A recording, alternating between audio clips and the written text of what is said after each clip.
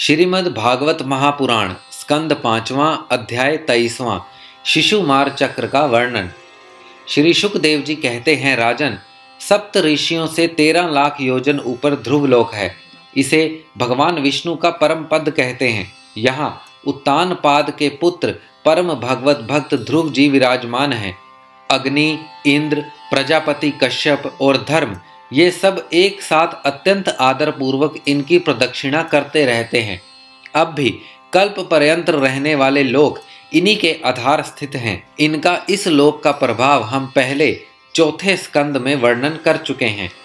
सदा जागते रहने वाले अव्यक्त गति भगवान काल के द्वारा जो ग्रह नक्षत्र आदि ज्योतिर्गण निरंतर घुमाए जाते हैं, भगवान ने ध्रुव लोक को भी उन सब के आधार स्तंभ के रूप में नियुक्त किया है। अतः यह एक ही स्थान में रहकर सदा प्रकाशित होता है। जिस प्रकार दाएं चलने के समय अनाज को बंधने वाले पशु छोटी, बड़ी और मध्यम रस्सी से बंधकर क्रमशः निकट, दूर और मध्य में रहकर खंबे के चारों ओर मंडल बांधकर घूमते रहते हैं, उसी प्रकार सारे नक्षत्र और ग्रहगण बाहर भीतर के क्रम से इस काल चक्र में नियुक्त होकर ध्रुवलोक का ही आश्रय लेकर वायु की प्रेरणा से कल्प के अंत तक घूमते रहते हैं।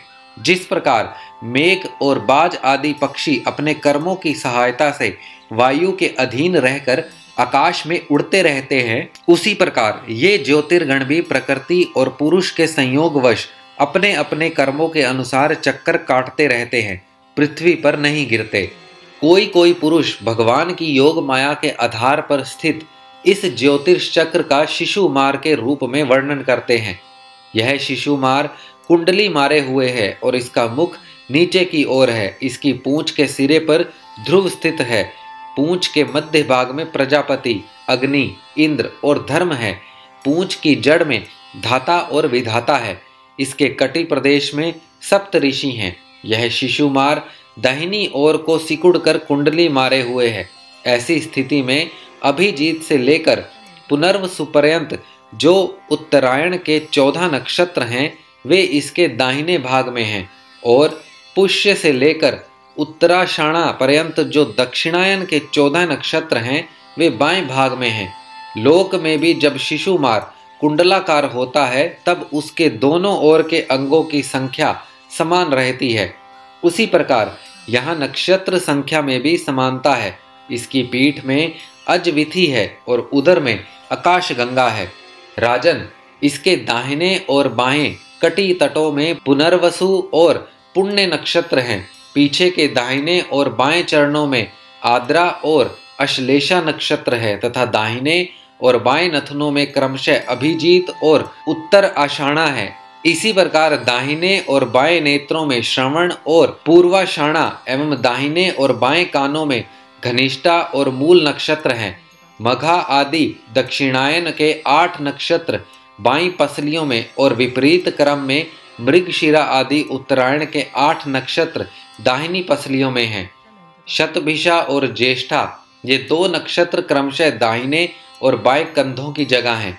इसकी ऊपर की थुतनी में अगस्त्य, नीचे की ठुड्डी पे नक्षत्र रूप यम, मुखों में मंगल, लिंग प्रदेश में शनि, छाती में सूर्य, हृदय में नारायण, मन में चंद्रमा, नाभि में शुक्र, स्तनों में अश्विनी कुमार, प्राण और अपान में बुध, गले में राहु, समस्त अंगों में केतु और रोमों में संपूर्ण तारागण स्थित हैं।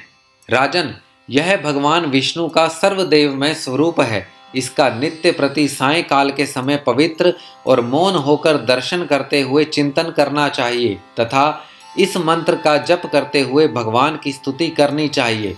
संपूर्ण ज्योतिर्गणों के आश्रय काल चक्र स्वरूप सर्वदेवाधिपति परम पुरुष परमात्मा का हम नमस्कार पूर्वक ध्यान करते हैं। ग्रह, नक्षत्र और ताराओं के रूप में भगवान का आदि दैविक रूप प्रकाशित हो रहा है। वह तीनों समय उपर्युक्त मंत्र का जप करने वाले पुरुषों के पाप नष्ट कर देता है। जो पुरुष प्रातः, मध्य और सायं तीनों काल उनके इस अधिदैविक स्वरूप का नित्य प्रति चिंतन और वंदन करता है, उसके उस समय किए हुए पाप तुरंत नष्ट हो जाते हैं।